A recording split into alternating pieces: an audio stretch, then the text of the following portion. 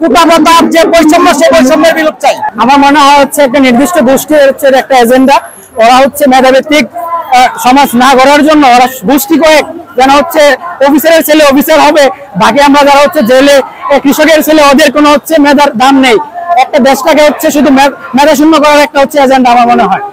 আমরা আমাদের দাবি শেষ না আদায় না হওয়া পর্যন্ত এই আন্দোলন চালিয়ে যাব। আর এই আন্দোলন হচ্ছে বাংলাদেশের যে কোটা পদ্ধতি আছে 2018 সালে সরকার পরিবর্তন ঘোষণা করে সেটাকে বাতিল করেছিল। আমরা চাই সেই পরিবর্তন আবার পুনর্বহাল হোক।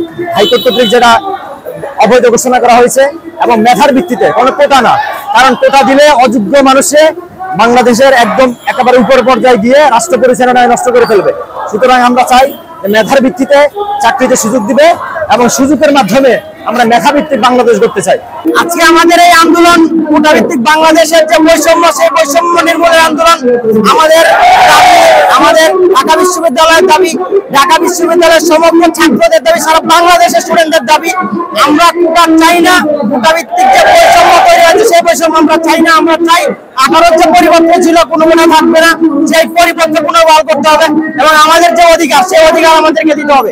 বাংলাদেশের ছাত্ররা ঠান্ডা আছে, বাংলাদেশের ছাত্ররা যদি কখনো উত্তপ্ত হয়, কখনো বাংলাদেশের কোনো দাবি আটকে রাখতে পারে নাই। তো এবারও আমাদের দাবি আদায় না হওয়া পর্যন্ত আমরা রাজপথ চাচ্ছি না।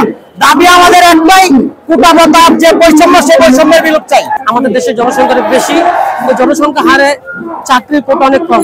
সেই ক্ষেত্রে যদি 56% কোটায় যদি একটা নির্দিষ্ট দল বা একটা গোষ্ঠীকে যদি দিয়ে দেওয়া হয়, তাহলে আমাদের সাধারণ শিক্ষার্থী আছে, আমরা যেমন যারা এতদিন ধরে পড়াশোনা করতেছি, তাহলে আমাদের যে আকাঙ্ক্ষা উচ্চাকাঙ্ক্ষা আছে, তাহলে ওইগুলো বাস্তবায়ন কিভাবে হবে?